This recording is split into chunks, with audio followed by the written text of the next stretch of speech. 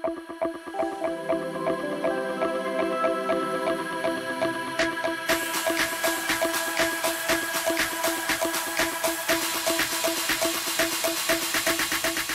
हम लोग अपने इस सब्जेक्ट में आगे बढ़ेंगे और फाइनेंशियल मैनेजमेंट के सब्जेक्ट में जो हमारा फर्स्ट चैप्टर है उसे स्टार्ट करेंगे। तो हमारा जो फर्स्ट चैप्टर है इसका नाम है लीवरेज। हमारे फर्स्ट चैप्टर का नाम क्या है? लीवरेज। हम लोग स्टार्ट करेंगे हमारे फर्स्ट चैप्टर को लीवरेज के टॉपिक से। आपकी स्क्रीन पर आपको दिख रहा है कुछ हैंड रिटन नोट्स मैंने आपके लिए बनाया है जिससे आपको समझने में आसान हो। ठीक है, तो हमारा फर्स्ट टॉपिक क्या है? लीवरेज। आप मुझे बताइए, क्या ये टर्म लीवरेज आपने सुना है कहीं पर, या इससे मिलता जुलता कोई टर्म? आप बोलोगे हाँ सर, सुना सुना तो लग रहा है। लीवरेज में लीवर आता है, और लीवर मैंने साइंस में फिजिक्स में कहीं पर पढ़ा था, लीवर, है ना। तो लीवर जो हमने फिजिक्स में पढ़ा था, अगर आपको याद हो, हालांकि मुझे खुद भी याद नहीं है फिजिक्स के बहुत सारे कॉन्सेप्ट्स, ठीक है, फिर भी थोड़ा बहुत जो मुझे याद है मैं आपको बताता हूँ, आप भी जरूर आप भी उससे कोरिलेट कर पाओगे। लीवर का जो मतलब होता है वो ये होता है कि कम एफर्ट से ज्यादा कोई काम करना, है ना। जैसे कोई ऐसी चीज जो, जैसे मान लो कोई हार्ड नट है, ठीक है, आप उसे हाथ से क्रैक नहीं कर सकते, लेकिन अगर कोई ऐसा इंस्ट्रूमेंट या डिवाइस आपके पास है जिसपे प्रॉपर एक पोजीशन पे फल्क्रम, लिवर, वो सारी चीजें पोजीशन की गई है, तो आप कम प्रेशर से आप उसे क्या कर सकते हो, आप जैसे कोई होता है ना हैंड प्लास वगैरह होता है, उससे आप प्रेशर देके आप क्या कर सकते हो, उसको क्रैक कर सकते हो। तो लिवर एक फिजिक्स का एक कॉन्सेप्ट है जिसमें हम लोग कम एफर्ट से बहुत ज्यादा जो फोर्स वाली चीजें हैं वो हम लोग कर सकते हैं। जिस चीज के लिए ज्यादा फोर्स चाहिए उसी चीज को आप कम फोर्स से आप काम को कर सकते हो। ठीक है, तो ये जो कॉन्सेप्ट है, ये क्रेन वगैरह, जैसे आपने देखा होगा छोटे छोटे क्रेन होते हैं, ये सारे क्रेन काफी हेवी वेट को लिफ्ट करते हैं। तो इतनी ज्यादा हेवी वेट लिफ्टिंग के लिए आपको देखने में लगेगा यार ये क्रेन तो इतना छोटा है, लेकिन ये इतनी हेवी वेट को कैसे लिफ्ट कर पा रहा है। ये सबके पीछे वो कॉन्सेप्ट रहता है फिजिक्स का जिसे लीवर बोलते हैं। ठीक है, तो ये सारी चीजें अभी हम लोग जस्ट मैंने आपको बताया, हमें ज्यादा फिजिक्स में जाना नहीं है, अदरवाइज हम लोग हमारे अपने खुद के सब्जेक्ट से डाइवर्ट हो जाएंगे। ठीक है, तो लीवर का मतलब क्या होता है? कम एफर्ट से बड़ा कोई काम करना। बिजनेस में, फाइनेंशियल मैनेजमेंट में हमारा जो फर्स्ट चैप्टर है लीवरेज, इसमें जो ये टर्म है लीवरेज, इसका मतलब क्या है? यहां पर फाइनेंशियल मैनेजमेंट के कॉन्टेक्स्ट में जब हम लोग बात करते हैं लीवरेज, इसका मतलब होता है कि बिजनेस में डेट के थ्रू जो फंड लेकर हम लोग आते हैं, डेट मतलब, मैं फिर से आपको बता दूं, डेट का मतलब होता है बोरोइंग, यानी कि जब डेट के थ्रू फंड आती है, डेट फंडिंग जब हम लोग करते हैं, तो डेट फंडिंग के हेल्प से किस तरीके से हम लोग अपने शेयर होल्डर को मैक्सिमम बेनिफिट प्रोवाइड कर सकते हैं। हम लोग अपने शेयर होल्डर को मैक्सिमम बेनिफिट कैसे प्रोवाइड कर सकते हैं? किसके थ्रू? डेट फंडिंग के थ्रू, यानी कि डेट फाइनेंसिंग के थ्रू। ठीक है, मैं कभी फंड बोलूंगा, फाइनेंस बोलूंगा, आप कंफ्यूज मत होना, फंड या फाइनेंस दोनों का मतलब सेम ही होता है। ठीक है, तो अगर मैं बोल रहा हूं डेट फाइनेंसिंग या फिर डेट फंडिंग या इक्विटी फाइनेंसिंग या इक्विटी फंडिंग, बात एक ही है। ठीक है, तो फंड और फाइनेंस आप एक तरीके से मन में समझो कि एक जैसा है, सेम बात हो रही है। ठीक है, तो आप ये चीज ध्यान रखना। तो लीवरेज का मतलब मैंने आपको क्या बताया कि बिजनेस के अंदर डेट के थ्रू अपने फंड को यूटिलाइज करना इस तरीके से जिससे कि शेयर होल्डर को मैक्सिमम बेनिफिट मिल सके। डेट के फंड को यूज करके शेयर होल्डर को मैक्सिमम बेनिफिट प्रोवाइड करना, इसी चीज को हम लोग बोलते हैं फाइनेंशियल मैनेजमेंट के अंदर लीवरेज। तो लीवरेज क्या है? लीवरेज का मतलब आप देखिए यहां पर क्या लिखा हुआ है आपके स्क्रीन पे, leverage in the context of financial management means taking advantage of debt capital. Taking advantage of debt capital, यानी कि लीवरेज का मतलब है डेट कैपिटल का एडवांटेज लेना। किस तरीके से? In order to maximize shareholders wealth and return on equity. देखिए, किसी भी फाइनेंशियल मैनेजर यानी किसी भी फाइनेंस मैनेजर का जो काम होता है वो अल्टीमेटली होता है अपने शेयर होल्डर को ज्यादा से ज्यादा फायदा पहुंचाना, शेयर होल्डर्स वेल्थ को इंक्रीज करना, रिटर्न ऑन इक्विटी बढ़ाना। ठीक है, लेकिन इस चीज को कैसे किया जाए, इसको करने का एक बहुत ही अच्छा तरीका है कि बिजनेस में आप डेट को यूज करो। तो अगर आप बिजनेस में डेट कैपिटल को यानी कि बोरोइंग को स्मार्टली यूज करते हो, तो इसके वजह से आप अपने इक्विटी शेयर होल्डर्स की जो रिटर्न है उसे आप बढ़ा सकते हो, शेयर होल्डर्स वेल्थ को आप मैक्सिमाइज कर सकते हो। ठीक है, और इसी प्रोसेस को बोला जाता है फाइनेंशियल मैनेजमेंट के टर्म में हम लोग लीवरेज बोलते हैं। ठीक है, तो लीवरेज को फिर से मैं एक बार पढ़ता हूं। फर्स्ट पैराग्राफ में क्या लिखा हुआ है? Leverage in the context of financial management means taking advantage of debt capital in order to increase और maximise shareholders wealth and return on equity. समझ में आया? बहुत ही सिंपल छोटा सा मैंने डेफिनेशन बनाकर लिखा है। आप बोलोगे सर समझ में तो आ गया पर क्लियर नहीं हुआ ठीक से। ये सेंटेंस वाइज आपने जो पढ़ के समझाया वो इंग्लिश के वर्ड टू वर्ड मेरे को वैसे तो समझ में आ गया पर ना ठीक से कॉन्सेप्ट क्लियर नहीं हुआ। क्या है ये share holders wealth, return on equity? तो मैं आपको बताऊं ये सारी जो चीजें हैं share holders wealth, return on equity, वैसे तो आने वाले टॉपिक्स में काफी डिटेल में हम लोग सीखेंगे समझेंगे। फिलहाल अभी आपके समझने के लिए मैं आपको एक एग्जांपल से समझाता हूं, ठीक है? देखो आप ध्यान से सुनना अब जो मैं आपको बता रहा हूं, क्योंकि दो तरीके की पढ़ाई होती है, एक होती है चीजों को रटना और दूसरा होता है चीजों को समझना। मैं सेकंड वे को हमेशा प्रेफर करता हूं। जब मैं स्टूडेंट था तो मैं समझ के पढ़ा करता था और आज जब मैं पढ़ाता हूं तो भी मैं ये चाहता हूं कि बच्चे को समझा समझा के पढ़ाऊं ताकि मेरे क्लास में कोई भी स्टूडेंट है उसे कुछ भी रटना या याद करना ना पड़े बल्कि हर चीज को वो समझ जाए, ठीक है? तो आपका मुझे प्रॉपर अटेंशन चाहिए। अभी हम लोग वर्चुअली कनेक्टेड है एक दूसरे से, आप मेरे सामने नहीं बैठे हो, ऑनलाइन क्लास के थ्रू आप मुझे देख रहे हो, लेकिन फिर भी मैं आपको भरोसा दिलाता हूं अगर आप ध्यान से मुझे सुनते हो, आपका प्रॉपर अटेंशन अगर आप मुझे देते हो तो हर एक चीज, हर एक कॉन्सेप्ट आपको अच्छे से समझ में आएगी, ठीक है? आपका मुझे बस प्रॉपर अटेंशन चाहिए। अब ध्यान से देखो, आप एक इन्वेस्टर हो, आपके पास पैसे हैं, आपको इन्वेस्ट करना है। सपोज आपके पास 1 लाख रुपए है, ठीक है? And now you want to invest, you are an investor, you want to invest your 1 lakh rupees, ठीक है? तो जब आप इन्वेस्ट करोगे तो from the viewpoint of investor आप क्या चाहोगे? एज एन इन्वेस्टर आप क्या चाहोगे? उस जगह पे पैसे लगाना जहां पर ज्यादा से ज्यादा आपको फायदा मिले, राइट? यही चाहोगे ना आप? तो आपके पास बहुत सारे ऑप्शंस हैं, Reliance industries, ITC, Hindustan Unilever, बहुत सारे आपके पास ऑप्शन है। आप ये सब कंपनीज में आप इन्वेस्ट कर सकते हो, लेकिन आप कहां इन्वेस्ट करोगे? जहां आपको सबसे ज्यादा रिटर्न मिलेगा। मैं एग्जांपल के लिए मान के चलता हूं, रिलायंस से आपको 12% का रिटर्न आ रहा है, आईटीसी से आपको 14% का रिटर्न आ रहा है, हिंदुस्तान लीवर से आपको 15% का रिटर्न आ रहा है, ठीक है? तो आपकी जो फर्स्ट चॉइस होगी वो क्या होगी? ये आपकी फर्स्ट चॉइस होगी, ठीक है? अब मान लो एक नई कंपनी आती है मार्केट में, फॉर एग्जांपल एक्स लिमिटेड, और ये आपको बोलती है कि आप हमारे बिजनेस में पैसे लगाओ। ये क्या बोलती है? आप हमारे बिजनेस में पैसे लगाओ। अब आप बताइए एज एन इन्वेस्टर आप इस एक्स लिमिटेड में पैसे लगाओगे? और अगर लगाओगे तो किस सिचुएशन में लगाओगे, किस कंडीशन में लगाओगे? आप इस एक्स लिमिटेड को बोलोगे ठीक है कोई प्रॉब्लम नहीं है, पैसे तो मेरे पास है, मुझे कहीं ना कहीं तो लगाना है, लेकिन मैं आपके बिजनेस में तभी लगाऊंगा पैसे अगर मुझे कम से कम 15% मिलेगा, क्योंकि मेरे पास दूसरे भी इन्वेस्टमेंट अपॉर्चुनिटीज है जहां से मैं 15% तक अर्न कर सकता हूं। जैसे आपके पास, मेरे एग्जांपल के हिसाब से आपके पास 3 इन्वेस्टमेंट अपॉर्चुनिटीज है, right? Reliance, ITC, Hindustan Unilever. तो यहां पर आप 3 जगह में अगर आप रिलायंस में इन्वेस्ट करते हो यू कैन मेक 12%, आईटीसी में you can make 14% and Hindustan Unilever में यू कैन इजीली मेक 15%। तो आप इन तीनों में से आपकी जो फर्स्ट प्रेफरेंस होगी वो हिंदुस्तान यूनिलीवर होगी जिसमें आप मैक्सिमम रिटर्न कमा सकते हो। लेकिन अगर आप हिंदुस्तान यूनिलीवर में इन्वेस्ट नहीं करके किसी दूसरे जगह पे इन्वेस्ट करने का प्लान बनाते हो या आप प्लान करते हो तो आप तभी तो इन्वेस्ट करोगे ना किसी दूसरे जगह पे जब आपको कम से कम 15% मिले, क्योंकि अगर किसी दूसरे जगह पे मेरे को 15% से कम अगर रिटर्न मिलता है तो मैं वहां क्यों जाऊंगा? When I can earn 15% from some other source, then why should I invest at any other place with a lower return? है कि नहीं? तो शेयर होल्डर हमेशा चाहेगा कि मैं जो पैसे लगा रहा हूं उसका मुझे मैक्सिमम बेनिफिट मिले, हाईएस्ट रिटर्न मिले। तो as a shareholder, as an investor आप क्या चाहोगे? आप चाहोगे जो मैंने पैसे लगाए उसमें से मुझे मैक्सिमम रिटर्न मिले, जो कि आपको यहां पर हिंदुस्तान यूनिलीवर आपको दे रहा है। एक्स लिमिटेड अगर आपको अप्रोच करता है इन्वेस्ट करने के लिए तो आप एक्स लिमिटेड को सिंपली बोलोगे कि भाई मैं इन्वेस्ट तो करने के लिए तैयार हूं लेकिन मेरे को मिनिमम 15% का कमिटमेंट चाहिए। अगर 15% आप दे सकते हो मेरे को रिटर्न तो आप मेरे से 15% का वादा करो, फिर मैं आपके कंपनी में इन्वेस्ट जरूर करूंगा, मुझे कोई प्रॉब्लम नहीं है, लेकिन मुझे 15% रिटर्न चाहिए। मुझे कितना चाहिए?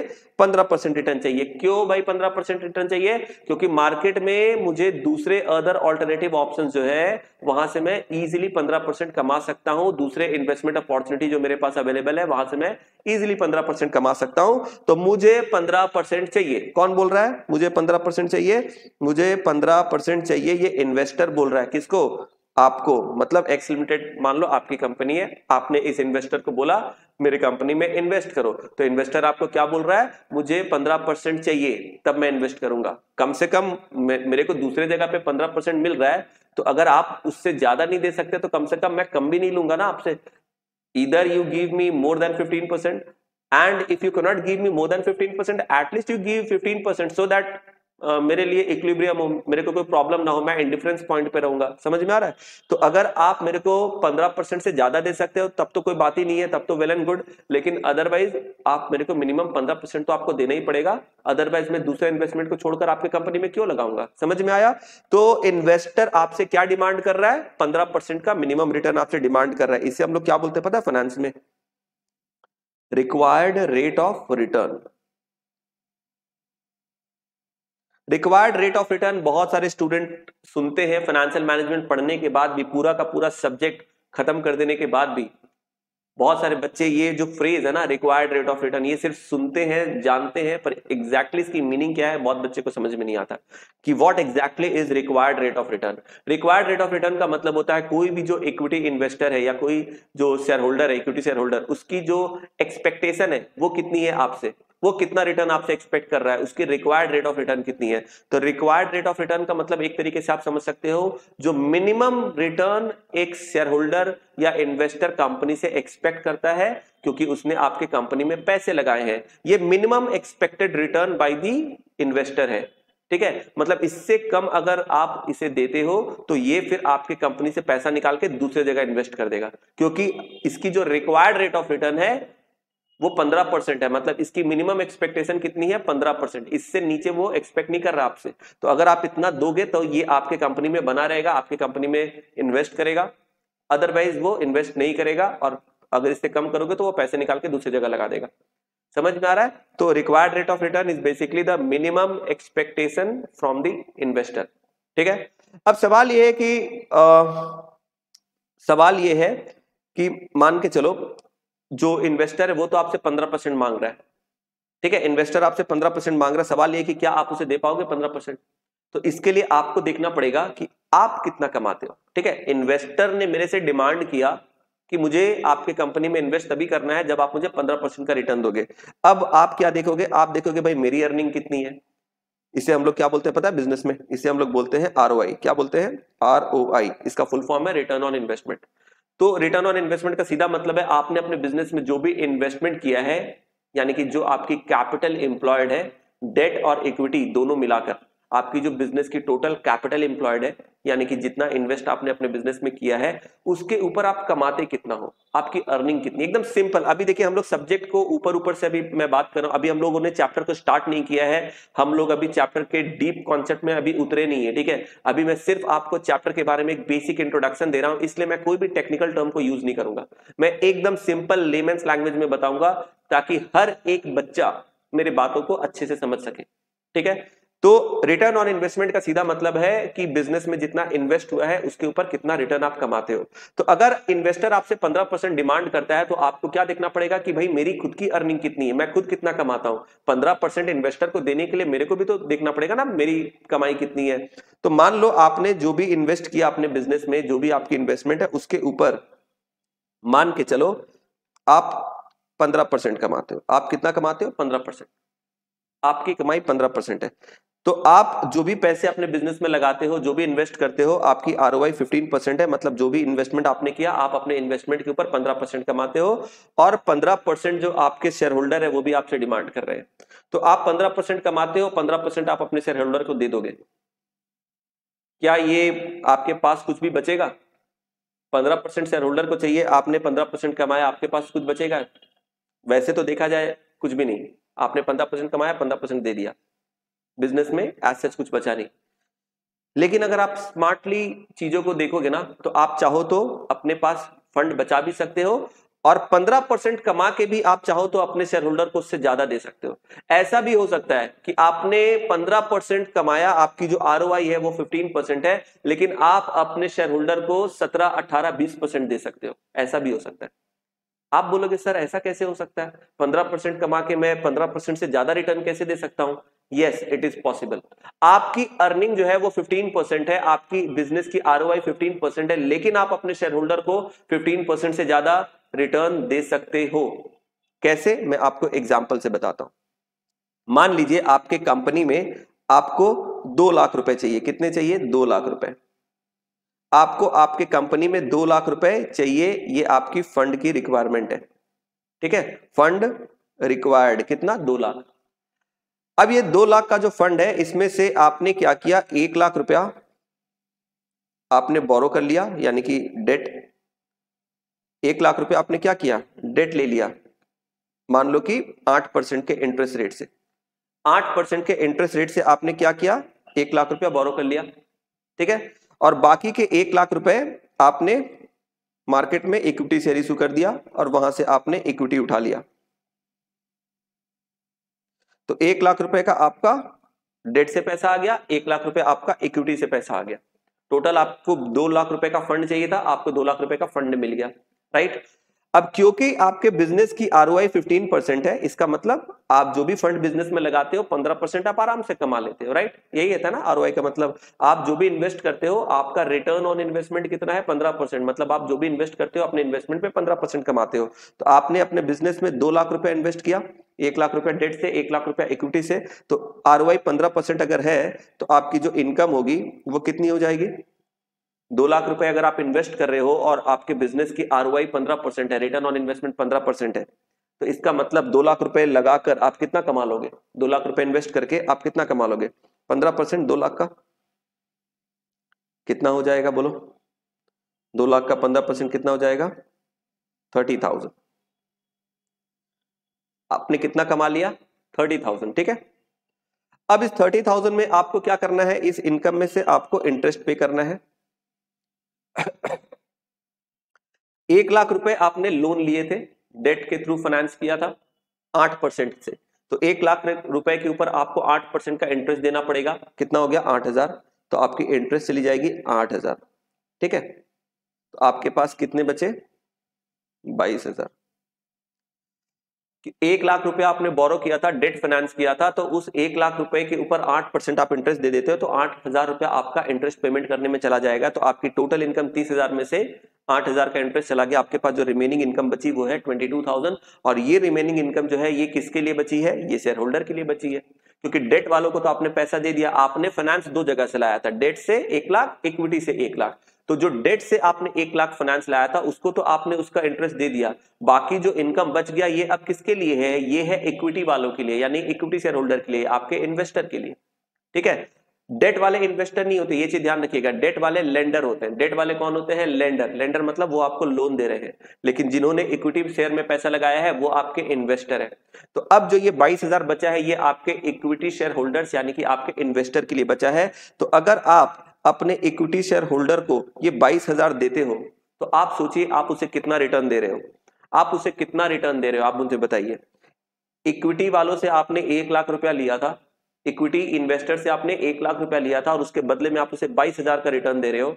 इसका मतलब आपको पता है आप उसे 22% का रिटर्न दे रहे हो। और आप उसे कितना दे रहे हो? अपने इक्विटी शेयर होल्डर को आप कितना दे रहे हो? 22% का रिटर्न दे रहे हो। इसी को बोलते हैं रिटर्न ऑन इक्विटी। इसे क्या बोलते हैं हम लोग? Return on equity. Return on equity. आप सोचिए इक्विटी शेयर होल्डर की मिनिमम डिमांड कितनी थी? इक्विटी शेयर होल्डर की मिनिमम एक्सपेक्टेशन कितनी थी? कितना चाहिए था उसे? 15%, है ना। रिक्वायर्ड रेट ऑफ रिटर्न कितना था इक्विटी शेयर होल्डर का? 15%, मैंने आपको बताया था।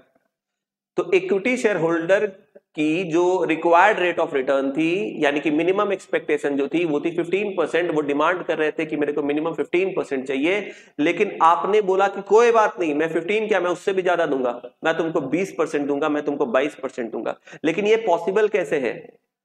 15% वो मांग रहा है, आप उसे कैसे दोगे 20%, 22%? आपकी खुद की जो आरओआई है वो 15%। आप ध्यान से समझो मैंने क्या बोला, इस पूरे एग्जाम्पल को ध्यान से देखो।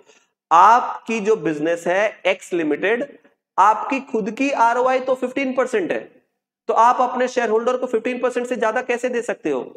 लेकिन अभी मैंने आपको डेमोन्स्ट्रेट करके बता दिया एग्जाम्पल के थ्रू कि आप 15% आरओआई रख के भी आप अपने शेयर होल्डर को, आप अपने इन्वेस्टर को मैक्सिमम रिटर्न दे सकते हो। आप देख रहे हो इस पूरे एग्जाम्पल में क्या हो रहा है, एक्स लिमिटेड की जो आरओआई है वो 15% है, रिटर्न ऑन इन्वेस्टमेंट 15% है, लेकिन फिर भी वो अपने इक्विटी शेयर होल्डर को कितना परसेंट रिटर्न दे रहा है, 22% का रिटर्न दे रहा है, यानी कि रिटर्न ऑन इक्विटी कितनी है, 22%। और ऐसा क्यों पॉसिबल हो पा रहा है पता है, क्योंकि आपने 1 लाख रुपए का आपने क्या किया था, 1 लाख रुपए का आपने डेट लिया था, 1 लाख रुपए का आपने डेट लिया था, ठीक है, और ये डेट आपको काफी सस्ते में मिल गया था 8%। यही 1 लाख रुपए अगर आप इक्विटी से रेज करते, ये जो फंड आपने डेट से रेज किया है, ये सेम 1 लाख रुपए का फंड अगर आप इक्विटी से उठाते, इक्विटी से लेकर आते, तो इसके ऊपर फिर आपको 15% ही देना पड़ता, क्योंकि इक्विटी वालों की जो मिनिमम एक्सपेक्टेशन है वो तो 15% है। तो अगर आप इक्विटी से पूरा पैसा लेकर आओगे तो आपको उसको 15% में देना होगा, तो 15% आप कमाते हो, पूरा 15% आप इक्विटी वाले को दे दोगे, तो इससे क्या होगा, आपके पास तो बीच में कुछ बचेगा नहीं। समझ में आया, पूरा जो कमाया पूरा दे दिया। लेकिन अगर आप डेट का यूज करते हो तो देखो मजेदार बात क्या है, डेट आपको हो सकता है चीपर रेट में मिल जाए, इंटरेस्ट रेट उसकी कम हो 8% या 10%, और यहां से जो आपकी सेविंग हो रही है, एक तरीके से जो सरप्लस बच रही है, वो सरप्लस आप कहां शिफ्ट कर दोगे, इक्विटी को। तो आपने डेट को तो फिक्स रेट से देकर आपने पेमेंट कर दिया इंटरेस्ट 8%, और उसकी जो सरप्लस इनकम बची वो कहां शिफ्ट हो गया, इक्विटी वालों के लिए। तो इस तरीके से क्या हुआ, शेयर होल्डर्स वेल्थ मैक्सिमाइज हुआ कि नहीं हुआ, शेयर होल्डर्स वेल्थ मैक्सिमाइज हुआ कि नहीं हुआ, रिटर्न ऑन इक्विटी बढ़ा कि नहीं बढ़ा, बताइए। आपको मिनिमम जो रिटर्न देना था इक्विटी वालों को as per required rate of return वो कितना था, 15%। इन्वेस्टर की minimum required rate of return 15% थी, उसकी मिनिमम एक्सपेक्टेशन 15% थी, लेकिन आपने उससे ज्यादा उसे दिया, 22% का आप उसे रिटर्न दे पा रहे हो, जबकि आपकी खुद की आरओआई 15% है, लेकिन फिर भी आप 22% का रिटर्न दे पा रहे हो अपने इक्विटी वालों को। और ये पॉसिबल हो पाया सिर्फ और सिर्फ डेट के वजह से, क्योंकि आपने डेट फंडिंग की थी 8% के रेट पे। तो इस तरीके से हम लोग क्या कर सकते हैं, हम लोग डेट के फंड को अगर एफिशिएंटली यूज करें, डेट के फंड को इफेक्टिवली अगर यूज करें, तो इसके वजह से हम लोग शेयर होल्डर्स वेल्थ को इंक्रीज कर सकते हैं, मैक्सिमाइज कर सकते हैं, और रिटर्न ऑन इक्विटी भी हम लोग इंक्रीज कर सकते हैं। ये जो हमने आपको लिख कर समझाया था, ये यहां पर डेफिनेशन में, इसी को मैंने एग्जाम्पल से आपको पूरा क्लियर किया। आई होप अब आपको थोड़ा बहुत मजा आ रहा होगा, अब आप समझ रहे हो कि फाइनेंस का गेम क्या है, ये क्या है, ये एक अलग ही दुनिया है, ठीक है। अभी तक आप लोगों ने बहुत सारे सब्जेक्ट अपने प्रीवियस सेमेस्टर्स में पढ़ा होगा, अकाउंटेंसी, कॉस्ट, टैक्स, है ना, लेकिन फाइनेंस में जब हम लोग पढ़ेंगे ना, तो चीजों को एक अलग नजरिए से देखना पड़ेगा, एक अलग तरीके से सोचना पड़ेगा, आपका पूरा सोचने समझने का और डिसीजन लेने का तरीका बदल जाएगा। अभी तो बस शुरुआत है, आगे आगे देखिए जो कॉन्सेप्ट हम लोग सीखने समझने वाले हैं, आपको खुद ही समझ में आएगा कि ये कितना इंटरेस्टिंग सब्जेक्ट है। और यकीन मानिए अगर आप अच्छे से इस सब्जेक्ट को तैयार करते हो तो ये बहुत स्कोरिंग सब्जेक्ट भी है, ठीक है। चलिए, तो फिलहाल आपका जो ये फर्स्ट पैराग्राफ है ये होता है यहां पर कंप्लीट। मैं फिर से आपके लिए एक बार पढ़ देता हूं। लीवरेज का मतलब क्या है, leverage in the context of financial management means taking advantage of debt capital in order to maximize shareholders wealth and return on equity. Now I think I am very much clear to all of you, right. चलिए, अब इसके बाद हम लोग बात करते हैं कि इस चैप्टर में हम लोग और क्या पढ़ने वाले हैं। तो under this chapter we will also learn about risk assessment of an organization which is called degree of leverage. तो ये जो चैप्टर है ना लीवरेज, इस चैप्टर में हम लोग ये तो सीखेंगे ही सीखेंगे कि डेट के हेल्प से हम लोग शेयर होल्डर्स वेल्थ को कैसे मैक्सिमाइज कर सकते हैं, रिटर्न ऑन इक्विटी को कैसे इंक्रीज कर सकते हैं, साथ ही साथ बिजनेस के अंदर जो रिस्क है उस रिस्क की असेसमेंट भी हम लोग करते हैं, जिसे इस चैप्टर में नाम दिया जाता है डिग्री ऑफ लीवरेज। यानी इस चैप्टर में लीवरेज में हम लोग क्या सीखते हैं, बिजनेस की रिस्क असेसमेंट भी सीखते हैं, बिजनेस की रिस्क असेसमेंट भी सीखते हैं, जिसे इस पर्टिकुलर चैप्टर के अंदर क्या बोलते हैं हम लोग, डिग्री ऑफ लीवरेज बोला जाता है, ठीक है। तो किसी भी बिजनेस के अंदर मेनली दो तरह के रिस्क होते हैं। यहां पर देखिए, आपको दिखेगा there are mainly 2 types of risk under financial management, ठीक है। अच्छा, एक मिनट में रुक के बता दूं, ये स्क्रीन पे जो भी हैंड रिटन नोट्स आपको दिख रहा है ये मैंने खुद आप लोगों के लिए बनाया। जो भी इंपॉर्टेंट टर्म्स है मैंने उसे ब्रीफ में यहां पर अपने हाथों से लिख कर आपको दिया, ताकि आपको ये कॉन्सेप्ट और अच्छे से समझ में आ जाए। और आपको भी सिर्फ ये वीडियो लेक्चर देखना नहीं है, बल्कि साथ ही साथ अपने सामने एक नोटबुक भी रखना है, और ये जो नोट्स आपको स्क्रीन पर दिख रहे हैं इसे कॉपी भी करते रहना है, ठीक है। चलिए, तो बिजनेस में मेनली दो तरह के रिस्क होते हैं, एक को बोला जाता है ऑपरेटिंग रिस्क और दूसरे को बोला जाता है फाइनेंशियल रिस्क। ठीक है, तो ऑपरेटिंग रिस्क क्या है, देखिए it is basically related with the operating fixed cost of the organisation, यानी बिजनेस की जो भी ऑपरेटिंग फिक्स्ड कॉस्ट होती है, यानी बिजनेस को ऑपरेट करने के लिए, चलाने के लिए जो भी हमारी फिक्स्ड कॉस्ट होती है, इसे बोलते हैं ऑपरेटिंग फिक्स्ड कॉस्ट। ठीक है, तो बिजनेस की जो भी ऑपरेटिंग फिक्स्ड कॉस्ट होती है, इससे रिलेटेड रिस्क को बोलते हैं ऑपरेटिंग रिस्क। जैसे कि आपकी बिजनेस की ऑपरेटिंग रिस्क फिक्स्ड कॉस्ट क्या हो सकती है, रेंट हो सकती है, परमानेंट स्टाफ की सैलरी हो सकती है। तो ये जो रेंट या सैलरी ये तो फिक्स्ड है ना, ये तो आपको हर महीने देना ही पड़ेगा, तो इसे हम लोग क्या बोलते हैं ऑपरेटिंग फिक्स्ड कॉस्ट। ठीक है, तो ये बिजनेस की जो भी ऑपरेटिंग फिक्स्ड कॉस्ट होती है लाइक रेंट, सैलरी एटसेट्रा, ये सब की वजह से बिजनेस में जो रिस्क बनती है इसे हम लोग बोलते हैं ऑपरेटिंग रिस्क। और इसे हम लोग कैसे कैलकुलेट करते हैं, and this risk is calculated by degree of operating leverage. तो ऑपरेटिंग रिस्क को कैलकुलेट करने के लिए हमें एक अलग कैलकुलेशन करनी पड़ती है लीवरेज चैप्टर में, जिसे बोला जाता है degree of operating leverage, short में से हम लोग DOL यानी कि डॉल भी बोलते हैं। ठीक है, चलो एक और जो दूसरे तरह की रिस्क होती है इसे बोलते हैं फाइनेंशियल रिस्क। ये क्या है, it means the risk associated with the finance charges that is interest expenses of the organisation, यानी बिजनेस की जो फाइनेंशियल चार्जेस होती है, यानी कि इंटरेस्ट जो होती है, जो आपने लोन लिया था उसके ऊपर जो आप इंटरेस्ट देते हो, इससे रिलेटेड जो रिस्क होती है इसको हम लोग बोलते हैं फाइनेंशियल रिस्क। और इस फाइनेंशियल रिस्क को हम लोग मेजर करते हैं लीवरेज चैप्टर में, जिसे बोला जाता है डिग्री ऑफ फाइनेंशियल लीवरेज। लिखा ना, it is calculated by degree of financial leverage, जिस शॉर्ट में हम लोग क्या बोलते हैं DFL। ठीक है, तो ऑपरेटिंग रिस्क को कैसे कैलकुलेट करते हैं, DOL यानी डॉल के थ्रू, और फाइनेंशियल रिस्क को कैसे कैलकुलेट करते हैं, DFL के through. Operating risk operating fixed cost से रिलेटेड होती है, फाइनेंशियल रिस्क फाइनेंशियल चार्जेस यानी कि इंटरेस्ट से रिलेटेड होती है। ठीक है, यहां तक आपको समझ में आया। और ये ऑपरेटिंग और फाइनेंशियल रिस्क, ये दोनों का जो कॉम्बिनेशन होता है ना, इसे हम लोग बोलते हैं कंबाइंड रिस्क, यानी कि overall risk of the organisation. ठीक है, तो आप देखिए यहां पर ग्रीन पेन से लिखा हुआ है आपके लिए, क्या लिखा हुआ है, द ओवरऑल और combined risk of the organisation putting operating and financial risk together is measured by degree of combined leverage which is the multiplied effect of DOL and DFL।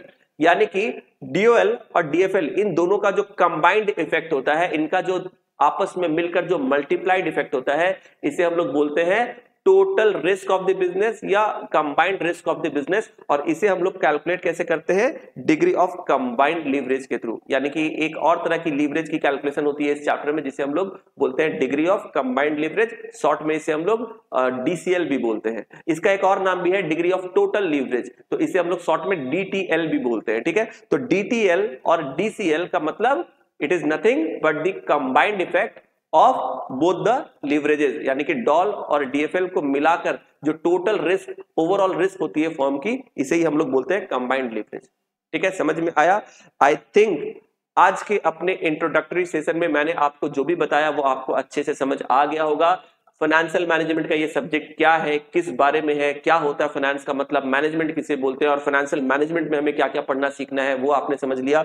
साथ ही साथ हमारा जो ये चैप्टर है लीवरेज, इस chapter के बारे में मैंने आपको बेसिक इंफॉर्मेशन दिया। आखिर ये चैप्टर क्या है, ये लीवरेज का मतलब क्या होता है, किस तरीके से हम लोग शेयर होल्डर्स की रिटर्न को मैक्सिमाइज करते हैं, शेयर होल्डर्स वेल्थ को मैक्सिमाइज करते हैं, ये मैंने आपको बता दिया। और लीवरेज चैप्टर में हम लोग रिस्क असेसमेंट कैसे करते हैं, किस किस तरह की रिस्क होती है और उसकी कैलकुलेशन कैसे की जाती है, इसके बारे में मैंने आपको जस्ट एक थोड़ा सा ओवरव्यू दिया है। तो आज के अपने इस लेक्चर को मैं यहाँ पर एंड करता हूँ, और इस चैप्टर के बारे में और भी हम लोग डिटेल में जानेंगे अपने नेक्स्ट लेक्चर में। और इस चैप्टर में कई तरह के फॉर्मूलाज भी हैं जो आपको न्यूमेरिकल सॉल्व करने के लिए लगेंगे, वो भी उसके बारे में हम लोग आगे आने वाले लेक्चर्स में बात करेंगे। फिलहाल आज के अपने इस लेक्चर को मैं यहाँ पर एंड करता हूँ। Thank you so much, bye bye, take care.